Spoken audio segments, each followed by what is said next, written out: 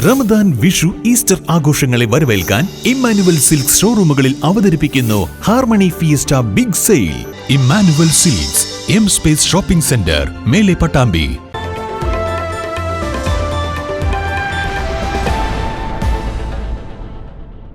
ലോക്സഭാ തെരഞ്ഞെടുപ്പിനുള്ള വോട്ടിംഗ് മെഷീനുകൾ എത്തിത്തുടങ്ങി. പട്ടാമ്പി താലൂക്കിലേക്കുള്ള വോട്ടിംഗ് മെഷീനുകൾ കഴിഞ്ഞ ദിവസം പട്ടാമ്പി ഗവൺമെന്റ് കോളേജിലാണ് എത്തിയത്.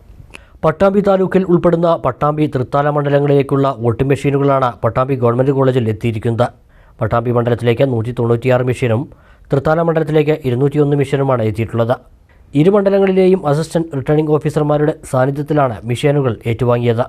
പട്ടാമ്പിയിലേക്കുള്ള മെഷീൻ അക്കാദമിക ബ്ലോക്കിലും തൃത്താലയിലേത് സയൻസ് ബ്ലോക്കിലുമാണ് സൂക്ഷിച്ചിരിക്കുന്നത്.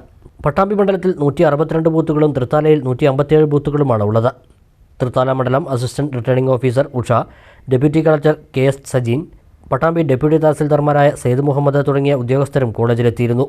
വോട്ടിംഗ് മെഷീനുകളുടെ പരിശോധനകളും സ്ഥാനാർത്ഥികളുടെ ചിഹ്നങ്ങളും മറ്റും സ്ഥാപിക്കുന്നതുൾപ്പെടെയുള്ള നടപടികളും പൂർത്തിയാക്കാനുണ്ട്. 25-നാണ് ഇവ വിതരണം ചെയ്യുക.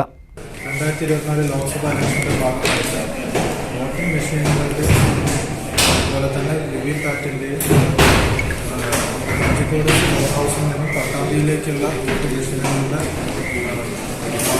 ഇപ്പോൾ പൂർത്തീകരിച്ചിട്ടുള്ളത്.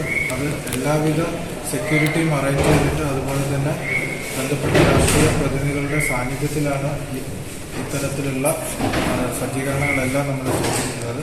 എല്ലാവിധ സെക്യൂരിറ്റി അറേഞ്ച്മെൻറ്റും, അതുപോലെ ക്യാമറ അടക്കമുള്ള എല്ലാവിധ പോലീസ് സെക്യൂരിറ്റി